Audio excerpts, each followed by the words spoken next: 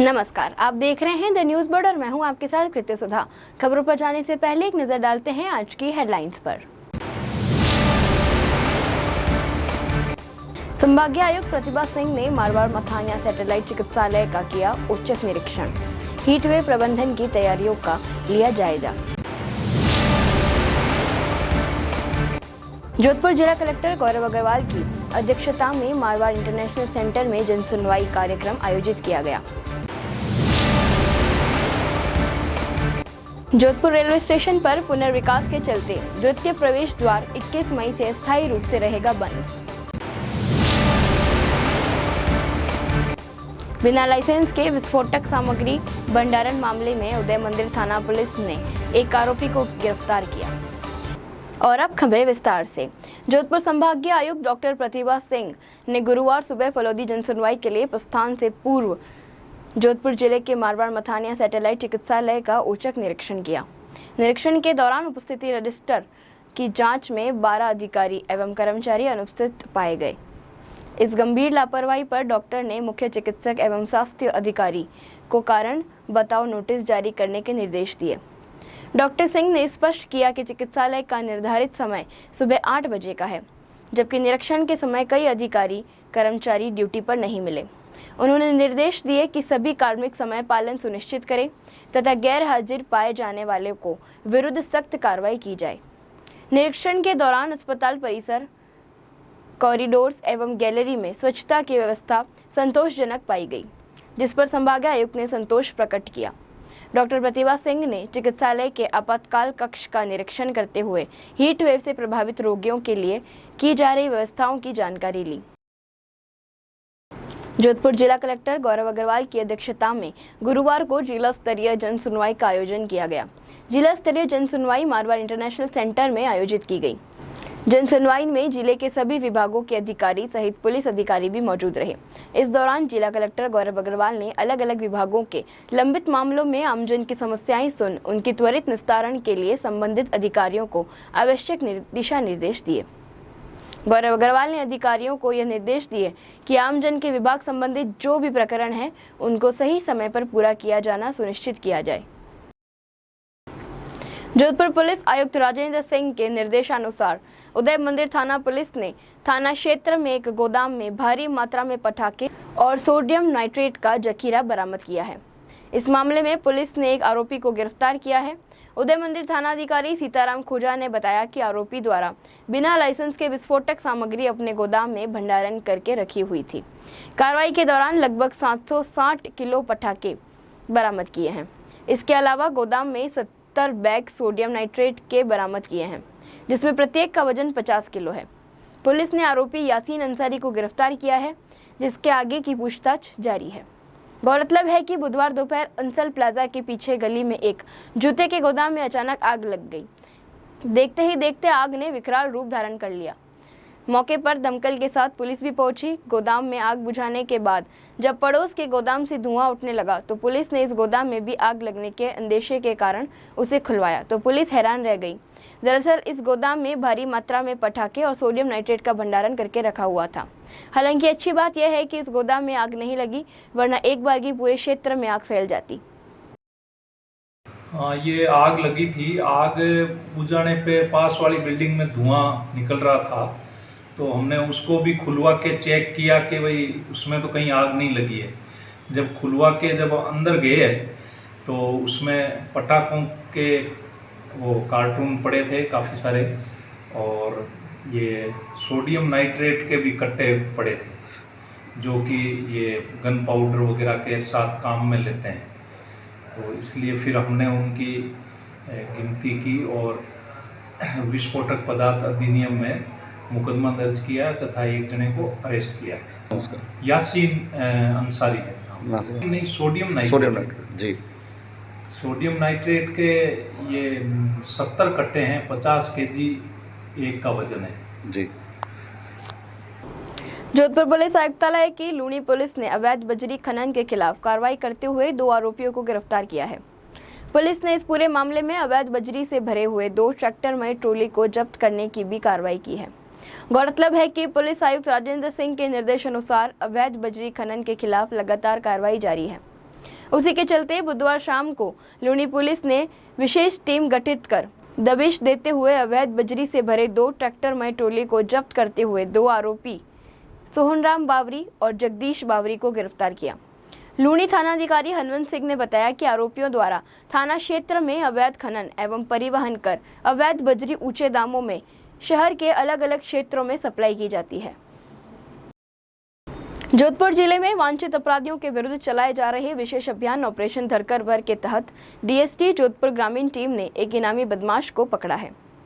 उप महानिरीक्षक पुलिस सह जिला पुलिस अधीक्षक जोधपुर ग्रामीण राम मूर्ति जोशी ने बताया कि डीएसटी टीम ने पुलिस थाना शेरगढ़ में 15,000 रुपए के वांछित इनामी बदमाश को गिरफ्तार किया है। पकड़ा गया बदमाश नारायण राम पुलिस थाना बालेसर का निवासी है। वह 1 करोड़ रुपए के सोने, आभूषणों की चोरी और आभूषणों को खुर्द-बुर्द करने के प्रकरणों में वांछित था। बदमाश लंबे समय से फरार था और पुलिस के डर से लगातार ठिकाने बदल रहा था। इसके बाद आगे की कार्रवाई के लिए पुलिस थाना शेरगढ़ को सुपुर्द किया गया। प्रदेश के मुख्यमंत्री भजनलाल शर्मा के नेतृत्व में राज्य सरकार द्वारा लगातार प्रदेश में विभिन्न वर्गों के कल्याण के लिए कई निर्णय लिए गए हैं। इसी कड़ी में राज्य सरकार ने कृषि विषय लेकर अध्ययन करने वाली छात्राओं को 11वीं से लेकर पीएचडी करने तक प्रोत्साहन राशि देने का निर्णय किया है। ग्रामीण एवं शहरी अंचल की आर्थिक रूप से कमजोर वर्ग की ऐसी छात्राएं जो 10वीं कक्षा उत्तीर्ण करने के बाद 11वीं में कृषि विषय लेना चाहती हैं और कृषि विषय में ही उच्च अध्ययन करना चाहती हैं, उन्हें प्रोत्साहन राशि दी जाएगी। योजना में आवेदन की अंतिम तिथि 31 जनवरी 2026 तक होगी। यहाँ वक्त हो चला है एक ब्रेक का। ब्रेक के बाद भी खबरों का सिलसिला जारी रहेगा। देखते रहिए द न्यूज बर्ड।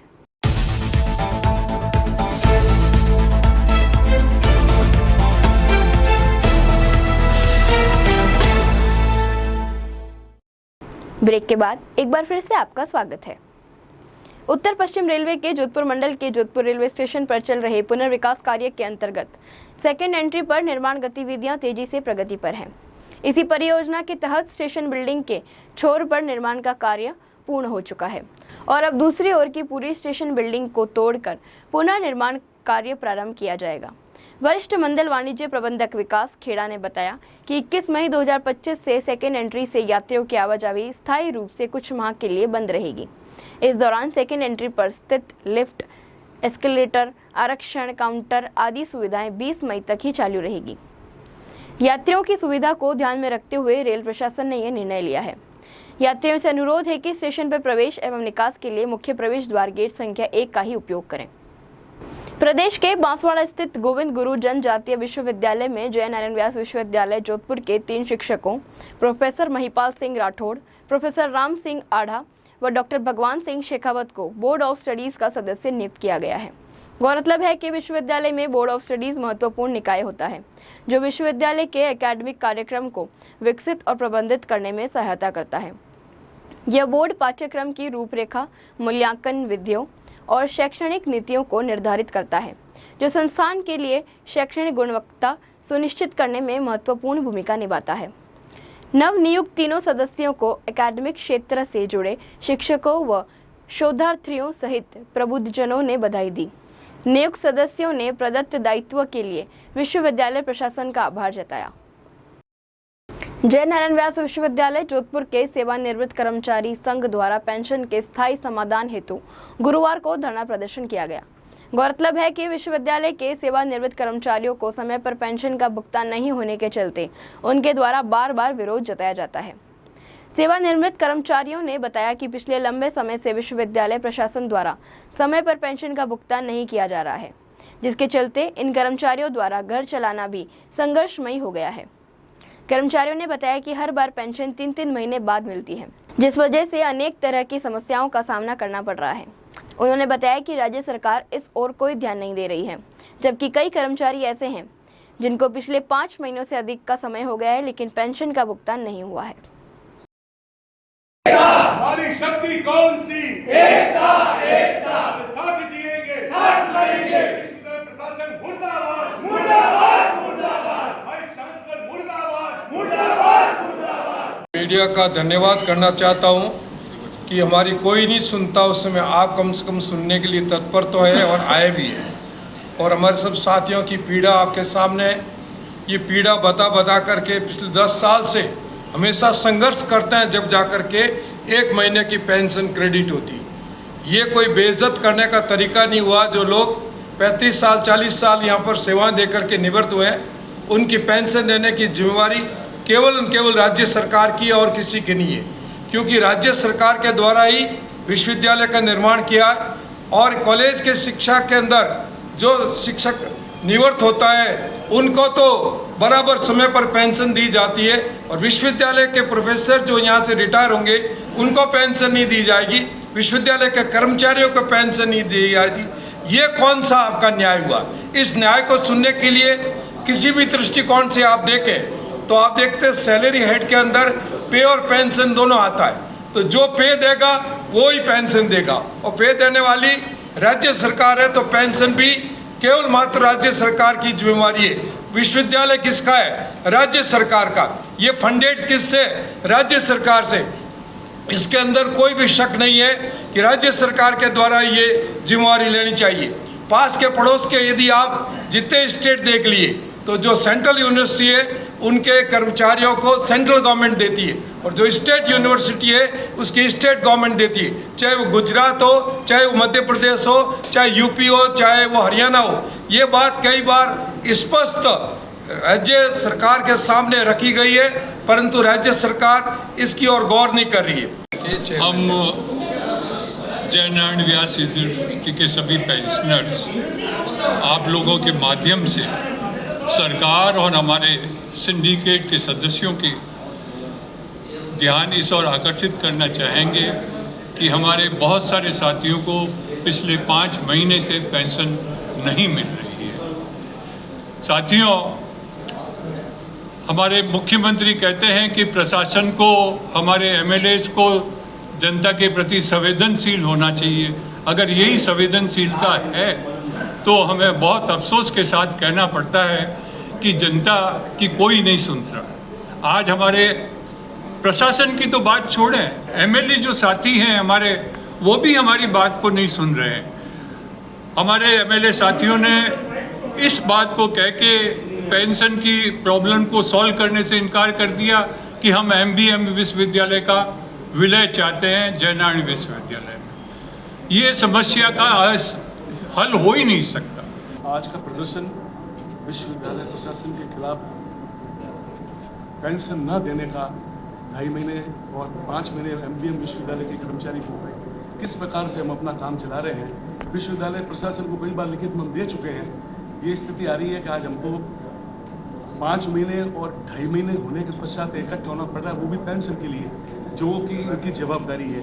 ये अपनी जवाबदारी से अपना मुंह मोड़ रहे हैं। तो आज हमने सूक्ष्म प्रदर्शन रखा है। आज हम इसकी रणनीति तय करेंगे कि हमें आगामी समय में किस प्रकार से विश्वविद्यालय प्रशासन का सामना करना है, जो कि हमारे जायज़ हक को कुचलने का प्रयास कर रहा है। आज इस मीटिंग में ये तय हो जाएगा, इस प्रदर्शन में, कि आगामी समय में हमें किस प्रकार से आंदोलन को करना है। अगर हमें पेंशन समय पर नहीं मिलती है, मिल ही नहीं रही है, और अगर समय पर अभी भी प्रशासन हमारी पेंशन जमा कराता है, जो 5 महीने और 7 और 2 महीने 2.5 महीने से हमें पेंशन नहीं मिली है, तो इसका हम घोर विरोध करेंगे। और हो सकता है सोमवार में हमारी जनरल बॉडी क्या तय करती है उसके अनुसार हमें काम करना होगा। और प्रशासन इस मंच के माध्यम से घोषणा करता हूँ, समय पर अगर इस मुद्दे का निपटारा नहीं हुआ तो विश्वविद्यालय का सेवानिवृत्त कर्मचारी सड़कों पर अलग तरह के आंदोलन करेगा, जिसकी कल्पना भी विश्वविद्यालय नहीं की होगी। वैसे आंदोलन हम यहाँ शुरू करेंगे। अग्रसेन संस्था प्रांगण में समग्र अग्रवाल समाज की इकाइयों की ओर से भीलवाड़ा के सांसद दामोदर अग्रवाल का समारोह पूर्वक अभिनंदन किया गया। श्री अग्रसेन संस्था जोधपुर के अध्यक्ष उमेश लीला ने बताया कि भीलवाड़ा के सांसद दामोदर अग्रवाल समाज का गौरव है। आज समाज के विभिन्न इकाइयों द्वारा उनका माल्यार्पण कर, साफा पहना और स्मृति चिन्ह भेंट कर उनका स्वागत और अभिनंदन किया। संस्था के सचिव अनिल सिंहल ने बताया कि दामोदर अग्रवाल के कार्य और उनका आज का उद्बोधन संपूर्ण समाज के लिए प्रेरणादायी था। उन्होंने बताया कि अभिनंदन समारोह में महिला शक्ति, समाज के उद्यमी और अन्य सभी लोग बड़ी संख्या में शामिल हुए। सांसद दामोदर अग्रवाल ने बताया कि समाज के लोगों द्वारा इस तरह का सम्मान मिलना गौरवपूर्ण अनुभूति है। अभी तो जोश और तेज होना चाहिए, बहुत कुछ होना बाकी है।